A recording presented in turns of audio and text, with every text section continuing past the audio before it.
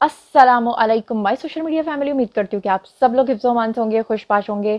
आपकी मोहब्बतों का बहुत बहुत शुक्रिया, वीडियोस को लाइक करने का बहुत शुक्रिया। लेकिन मुझे लगता है कि रोज़ाना गर्मा गर्म खबरें देख के मैंने आपको थोड़ा ज़्यादा चस्कोरा बना दिया है।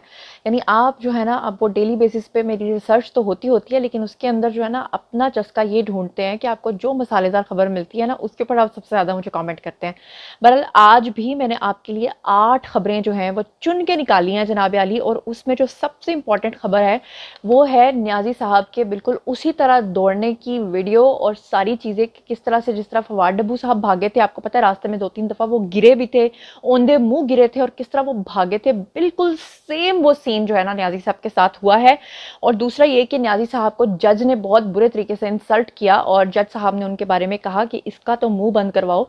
और असद उमर ने सुनने में आया है कि उनको गालियां भी दी, और ये सारा क्या किस्सा है उसके बारे में आपको बताऊंगी। लेकिन चलिए जनाब, क्योंकि 8 पॉइंट्स है तो वन बाय वन मैंने आपको बताने हैं। तो सबसे पहला जो पॉइंट है वो ज़रा अच्छा पॉइंट नहीं है। जैसा कि आप लोग जानते हैं कि पाकिस्तान के 500 के करीब जो शहरी थे वो यूनान की कश्ती में सवार थे, और मैं आपको बता दूं कि वो जो कश्ती है वो डूब गई, और उस कश्ती के डूबने पे वज़ीर आज़म जो है हमारे शहबाज शरीफ, उनका सख्त नोटिस उन्होंने लिया।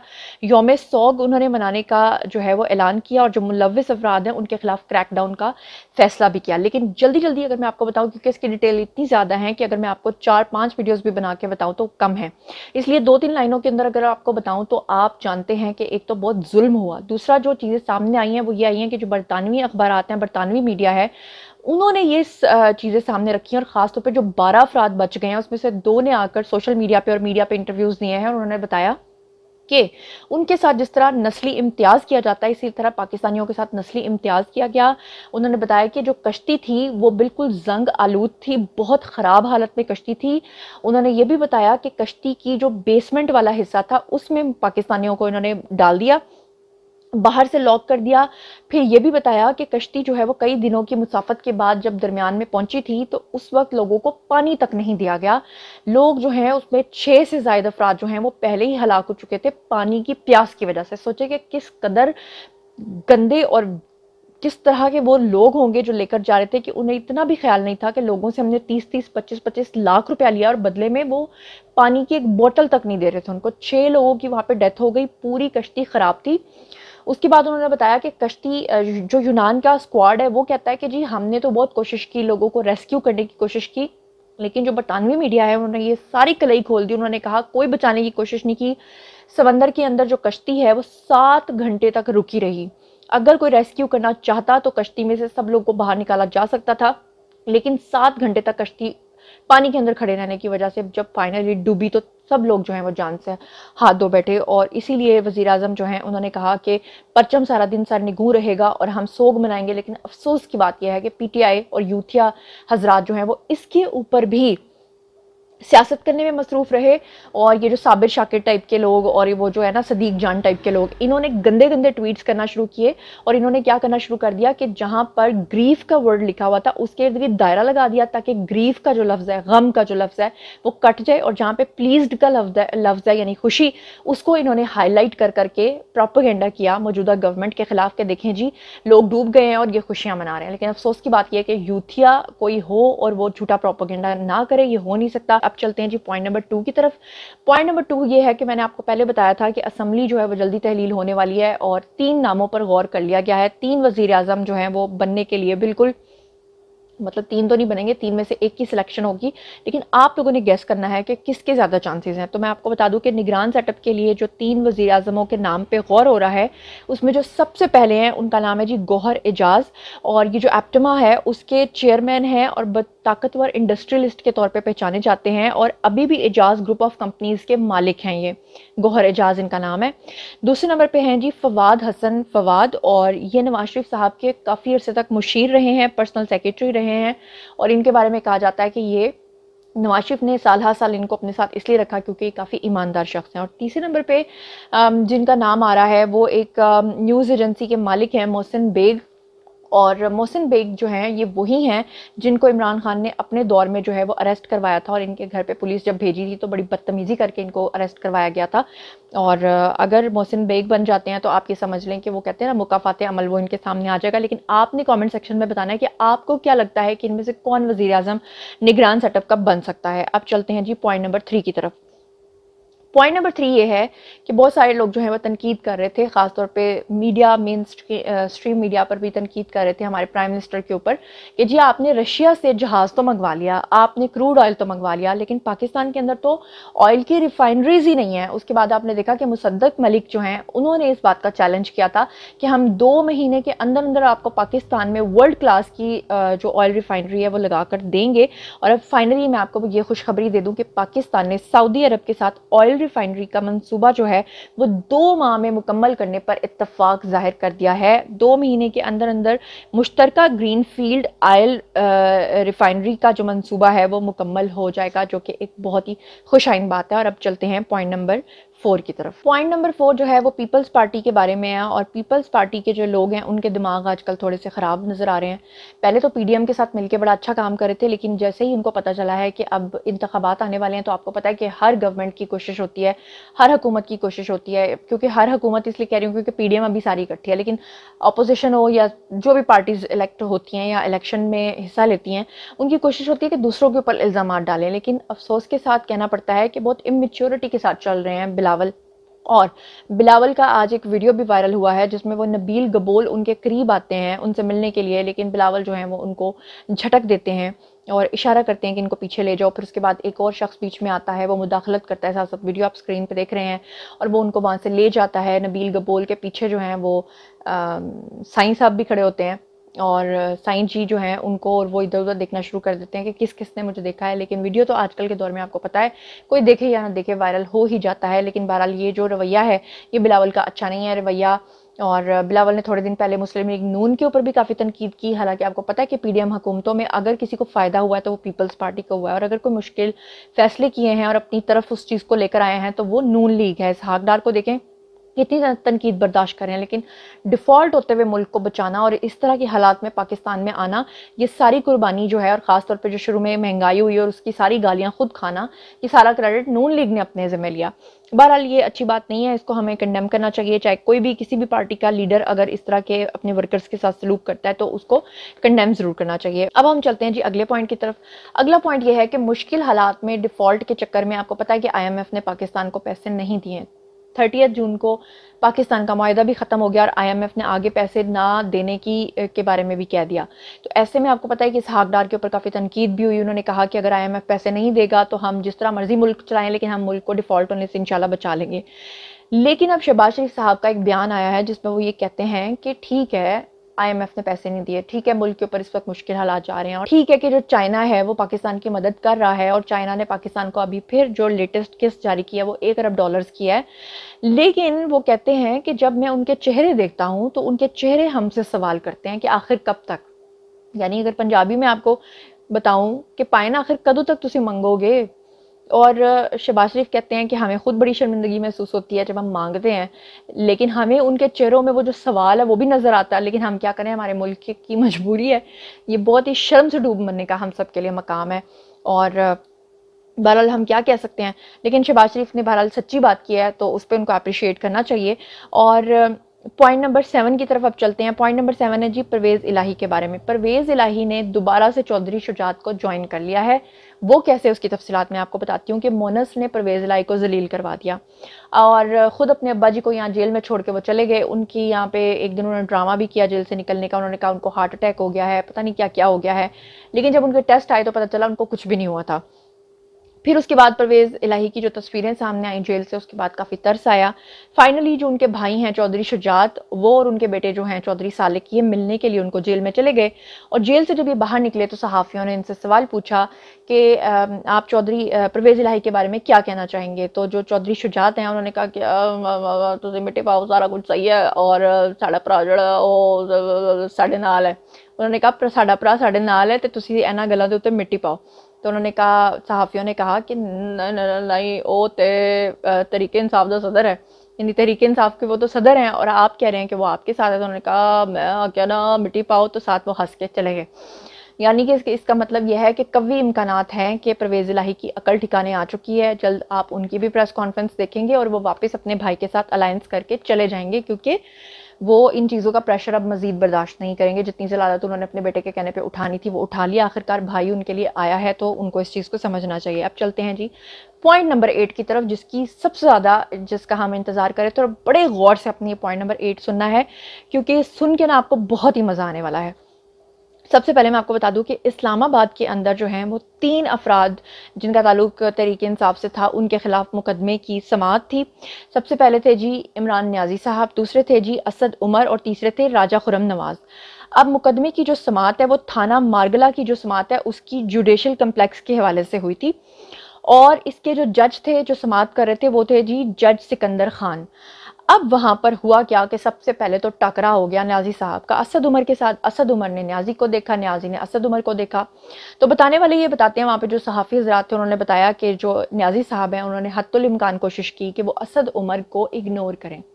फिर उसके बाद बताने वाले बताते हैं कि असद उमर ने काफ़ी बुरा भला कहा न्याजी साहब को। उन्होंने कहा कि मैंने इनको कितना समझाया था कि बाज आ जाएं, ना करें ये सारे काम, लेकिन ये बाज नहीं आए। लेकिन फाइनली जब आमने सामने ये लोग गए तो असद उमर जो है उन्होंने पहल की और वो जाके न्याजी साहब से उन्होंने मुसाफा किया, हाथ मिलाया। और न्याजी साहब ने जो है वो वक्ती तौर पे मुसाफा तो कर लिया, लेकिन जो इन दोनों की सीट एक दूसरे के साथ साथ रखी गई थी, तो न्याजी साहब ने कोशिश की कि मैं असद उमर के साथ ना बैठूं और उठ के साइड पर चले गए। जब साइड पर चले गए तो वो रोस्ट्रम के पास जाकर खड़े हो गए। इधर जो असद उमर है वो भी अपने मुंह में, वो पंजाबी में कहते हैं, मिन मिन मिन मिन करते रहे कि किन्ना समझाया सी, नहीं बाज आया बंदा, एंजे उंजे। और न्याजी साहब के बारे में कि मैं तो ऐसे लोगों को मुंह नहीं लगाता, मुझे तो पहले ही शक था ये दोगला है। और उसके बाद क्या हुआ, उसके बाद जो है ना जो दलाइल हैं वो शुरू हुए। जब दलाइल शुरू हुए तो इमरान न्याजी का जो वकील है उसने कहा कि आज जुडिशल कम्प्लेक्स के अंदर 17 मुकदमात हैं। और प्रोसिक्यूटर जो था उसने क्या कहा, प्रोसिक्यूटर ने कहा कि इमरान न्याजी को हमने शामिल तफ्तीश करना है, और शामिल तफ्तीश करने के लिए आप हमें, अदालत को उन्होंने कहा कि इजाज़त दें कि हम इनको DIG के ऑफिस में ले जाएं। वहाँ पे जज साहब ने पूछा कि आप इनको DIG के ऑफिस में क्यों ले जाना चाहते हैं, तो बताया उन्होंने, प्रोसिक्यूटर ने, कि क्योंकि मुल्जिम यानी कि इमरान न्याजी के बहुत सारे वीडियो सबूत हमारे पास मौजूद हैं जो कि DIG के ऑफिस में हमने इनको बिठाकर प्ले करने हैं, और जब हमने प्ले करने हैं तो फिर हमने तफ्तीश करनी है। इस पे न्याजी साहब जो है वो काफ़ी ज़्यादा घबरा गए। उन्होंने कहा मैं तो DIG के ऑफिस में बिल्कुल नहीं जाऊँगा। उन्होंने अपने वकील को कहना शुरू कर दिया, और उनकी जो टांगें हैं वो बताने वाले बताते हैं काफ़ी कांप गई। उन्होंने कहा कि मैं किसी सूरत DIG के ऑफिस में नहीं जाऊँगा, क्योंकि आपको पता है कि अभी थोड़े दिन पहले जो है नैब की पेशी में न्याजी साहब के सामने जो एविडेंसेस रखे गए थे और जो उनसे पूछा गया था कि आप डर्टी हैरी कहते हैं जनरल फैसल नसीर को, आपके पास कोई सबूत हैं, और आपने खासतौर पे जो फौजी जनरल्स के ऊपर इल्ज़ाम लगाए कि वो आपको मरवाना चाहते हैं, क्या इसके आपके पास सबूत हैं? तो न्याजी साहब ने कहा था कि मेरे पास कोई सबूत नहीं है, और यहाँ तक कि न्याजी साहब अपना वो बयान जो है उसके ऊपर सिग्नेचर्स भी करके आए हैं। तो अब की बार क्या हुआ कि जैसे ही न्याजी साहब ने सुना कि DIG के ऑफिस में जाके मुझे तफ्तीश करनी है, तो ये घबरा गए और इन्होंने कहा मैं तो ये सब कुछ नहीं करूँगा, और न्याजी साहब को यूरन आ गया, ठीक है, यानी हाजत हो गई वॉशरूम जाने की। बहरहाल उन्होंने रोका, उन्होंने कहा मैं थोड़ी देर खड़ा होता हूँ और जल्दी जल्दी करो, उन्होंने वकील को कहा। अब अदालत ने कहा कि क्या जुडिशल कॉम्प्लेक्स जहाँ पर ये सुनवाई हो रही थी, क्या यहाँ पर कोई कमरा है जहाँ पर न्याजी साहब को बिठाकर तफ्तीश की जा सके। तो उस दौरान जब ये मुकालमा जारी था प्रोसिक्यूटर का, वकील का, जज साहब का, तो बीच में न्याजी साहब जो है ना वो बार बार जो है जज सिकंदर खान को टोकने लग गए। अब जब टोकने लग गए तो ये जो जज साहब है ना ये काफ़ी ऑफेंडेड हो गए, और इन्होंने फाइनली जो है ना इंसल्ट कर दी वहाँ पर न्याजी साहब की। और ना सिर्फ इंसल्ट की बल्कि उन्होंने इंसल्ट इन द सेंस कि उन्होंने कहा कि एनू तो चुप कराओ, इसका तो मुंह बंद कराओ, और ये भी कहा कि बार बार बोल रहा है, मुदाखलत कर रहा है, इसे तो आप चुप करवाएं, इस तरह कहा। तो सोचें कि वो न्याजी साहब की इज्जत कहाँ गई और कितनी रह गई। जैसे ही न्याजी साहब ने ये देखा कि मुझे तो चुप रहने का कहा गया है, तो न्याजी साहब ने जज साहब को कहा कि मुझे यूरिन आ गया, मुझे बाथरूम आ गया, तो क्या मैं आपके कमरे में जा सकता हूँ? तो न्याजी साहब को जज साहब ने कहा चलो ठीक है, जाओ तुम मेरा बाथरूम यूज़ कर लो। अब न्याजी साहब जो थे ना वो बाथरूम में चले गए, बाथरूम का दरवाज़ा उन्होंने खोल दिया, उन्होंने कहा कि मैं इधर उधर नज़र रखूँगा। अब हुआ क्या, अब वहाँ पर ना अचानक से 2 बंदे आ गए।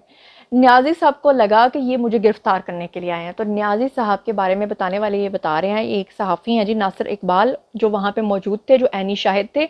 उनका ये दावा है कि न्याजी साहब ने पता नहीं पतलून भी कैसे पहनी और वो वहाँ से भागे, और इतना भागे कि रास्ते में 2-3 दफ़ा गिरे, उनकी बड़ी बुरी हालत हुई। मैं चाहती हूँ कि सबूत के तौर पर आपको ये जो 3 सहाफ़ी इस पर तबसरा कर रहे हैं इनका वीडियो दिखाऊँ, हैव अ लुक। रिसेंटली पिछले हफ्ते इस्लामाबाद हाई कोर्ट में वो आए केस सुनने के लिए, ठीक है, सुबह सुबह आए, लाहौर से चल के आए, तो आपको पता है जब बंदा कॉल ऑफ नेचर भी आती है, उनको बाथरूम की हाजत हुई, वो प्राइम मिनिस्टर रहे, जाहिर है पब्लिक टॉयलेट तो यूज नहीं करेंगे। ये मैं इसका नहीं हूँ रावी, लेकिन मुझे किसी दोस्त ने बताया, वो वहाँ शायद मौजूद थे। तो स्टेट अच्छा वो वहाँ बैठे तो उनके वकीलों ने जाके जो चीफ साहब के जो सेक्रेटरी उनसे रिक्वेस्ट की कि वो चीफ जस्टिस ऑफ पाकिस्तान का वॉशरूम इस्तेमाल कर सकते हैं। चीफ जस्टिस ऑफ पाकिस्तान नहीं है, Islamabad chief justice Islamabad high court का वॉशरूम इस्तेमाल कर सकते हैं। चीफ का बाथरूम नहीं इस्तेमाल कर सकते, उनके सेक्रेटरी का ऑफिस का अपना बाथरूम भी है। अच्छा, ठीक है। तो उन्होंने कहा, और है भी नई बिल्डिंग बनी है, साफ सुथरी है। तो उन्होंने कहा कि ठीक है, वो वहां चले गए। तो सेक्रेटरी साहब ने कहा आप यहीं बैठ जाए, अच्छा बड़ा कमरा है। वो बैठ गए तो गुफ्तगू हो रही थी, वो बाथरूम उन्होंने यूज कर लिया। उसके बाद दो साहब आए लॉ एंड जस्टिस कमीशन के, उन्होंने कोई फाइल साइन करवानी थी, कोई इंपॉर्टेंट थी, कुछ रिलीजेस थे, फंड्स रिलीज करने थे। तो उन्होंने कहा ये चीफ साहब से साइन करवा दें क्योंकि हमारे पास टाइम नहीं है। इसमें वो आपको पता है फंड्स की टाइमिंग की होती है इश्यूज। वो जब फाइल उठा के गए चीफ साहब के पास, तो इमरान खान समझे ये इंटेलिजेंस के लोग हैं और ये गिरफ्तार करने के लिए आए, इजाजत लेने आए चीफ साहब से। वो कहते हैं फवाद चौधरी साहब से भी उन्होंने धक्का दिया है, सेक्रेटरी को दरवाजा खोला है और फवाद चौधरी से ज्यादा तेज से भागे। अच्छा, और वापस कोर्ट रूम में चले गए। तो बड़ी स्टोरी थी। जी तो जनाब ये थी न्याजी साहब की दौड़ की कहानी कि किस तरह से वो समझे कि कौन मुझे लेने आ गया और न्याजी साहब वहाँ से औंधे मुंह वहाँ से भागे। लेकिन जाते जाते मैं न्याजी साहब का एक बयान सुनवा कर आपको जाना चाहती हूँ जिसमें वो कह रहे हैं कि खौफ के बुत तोड़ दो, जिसमें वो ये लोगों को दोबारा से उकसा रहे हैं कि अगर इन्होंने दोबारा से मुझे गिरफ्तार किया तो आप लोगों ने फिर से बाहर निकलना है। जिसमें न्याजी साहब ये कह रहे हैं कि इकबाल का शाहीन ऐसे ही ऊपर नहीं जाता, यानी वो नौजवानों को गोया ये कहना चाहते हैं कि तुसी भी उत्ते जान की तैयारी करो, मतलब मेरे पीछे। तो न्याजी साहब क्या फरमा रहे हैं खुद ही सुन लीजिए। अगर इनके नीचे और इनकी गुलामी करनी है और ये खौफ की वजह से, मेरा क्या है कि इस गुलामी से मौत बेहतर है। ये कोई जिंदगी नहीं है, गुलामों की कोई जिंदगी नहीं है, सिर्फ परवाज आजाद लोगों की है। इकबाल का शाहीन सिर्फ आजाद होके तो ऊपर जा सकता है, गुलाम तो गुलाम रहते हैं। जिस तरह मौलाना रूमी ने कहा कि जब अल्लाह ने तुम्हें पर दिए हैं क्यों चूंटियों की तरह रींग रहे हो, गुलाम चूंटियों की तरह रींगते हैं। तो सब आप ज़हन बना लें कि ये खौफ जो फैलाया गया है, और कुरान की आयत है कि जो लोग ईमान ले आए अल्लाह उनके खौफ दूर कर देता है। ये ईमान वाले लोगों को मैं कह रहा हूं कि ये बिल्कुल आपने घबराना नहीं है, आपने खड़े होना है। पुरअमन एहतजाज आपका हक है। जिस तरफ ये मुल्क को लेके जा रहे हैं, जो ये मुल्क को तबाही की तरफ लेके जा रहे हैं, इनको कोई फिक्र नहीं है मुल्क की। ये सिर्फ इक़्तिदार और पैसे की जंग है। इनको इक़्तिदार और पैसा इसलिए इमरान खान से खतरा है कि जनाब अगर वो आ गया तो ये हमारा इक़्तिदार और पैसा खतरे में चला जाएगा। ये मुल्क को तबाही की तरफ भेज रहे हैं उसी वजह से। और इसीलिए मैं सबको आखिर में पैगाम देता हूं कि ज़हनी तौर पे तैयार हो जाएं कि कभी भी आज़ादी कोई प्लेट में रख के नहीं देता। आज़ादी के लिए कुर्बानियां देनी पड़ती हैं और आप सबको, मैं भी तैयार हूं, आप सबको तैयार होना चाहिए कुर्बानियों का। जी तो अब आप लोगों ने सुन लिया है, अब बारी है जी आप लोगों की। आइए कमेंट सेक्शन में बताइए न्याजी साहब की दुड़की की कहानी के बारे में आपका क्या कहना है। जज साहब ने जिस तरह से उनको चुप कराया और जिस तरह से उनकी इंसल्ट कराई और जिस तरह से उनको बाथरूम आया, इन तमाम चीज़ों के ऊपर अगर आप कोई तबसरा करना चाहें तो कमेंट सेक्शन में बताइएगा। बिलावल ने जिस तरह से नबील गबोल की इंसल्ट की है, क्या ये सही जेस्चर है या नहीं है। और ये भी बताइएगा कि शहबाज शरीफ जो हैं उन्होंने जो चाइना के बारे में कहा है कि चाइना की नज़रें हमसे सवाल करती हैं कि आखिर कब तक कशकोल उठाते रहोगे, इसके बारे में आपका क्या ख्याल है। चौधरी परवेज़ इलाही के पास जो है वो चौधरी शुजात गए, बेटे पा गए, उनको वापस पार्टी में वो ले आए हैं, उसके बारे में आपका क्या ख्याल है। और जो निगरान सेटअप में 3 वज़ीर आज़मों के नाम मैंने आपके सामने रखे हैं उसके बारे में आपका क्या ख्याल है। और बहीरा रूम में जो कश्ती डूबी है उसके बारे में वज़ीर आज़म ने जो सख्त नोटिस लिया और जिसकी तफसीलात मैंने आपको बताई है उसके बारे में आपका क्या ख्याल है। और पाकिस्तान सऊदी अरब के साथ मिलकर जो ऑयल रिफाइनरी जो है वो 2 महीने में कंप्लीट करने जा रही है, इसके बारे में आपका क्या ख्याल है। इन तमाम पॉइंट्स के बारे में आप जो कुछ भी सोचते और समझते हैं आइए कमेंट सेक्शन में शेयर कीजिए, पर्सनली जवाब दूंगी। मजीद खबरें, व्लॉग्स, इंटरव्यूज़ और सियासी तस्वीर जानने के लिए मेरे साथ कनेक्टेड रहना हरगिज़ मत भूलिएगा। चैनल को सब्सक्राइब कर लीजिएगा। अपना बहुत ख्याल रखिएगा। अल्लाह ने के बाद।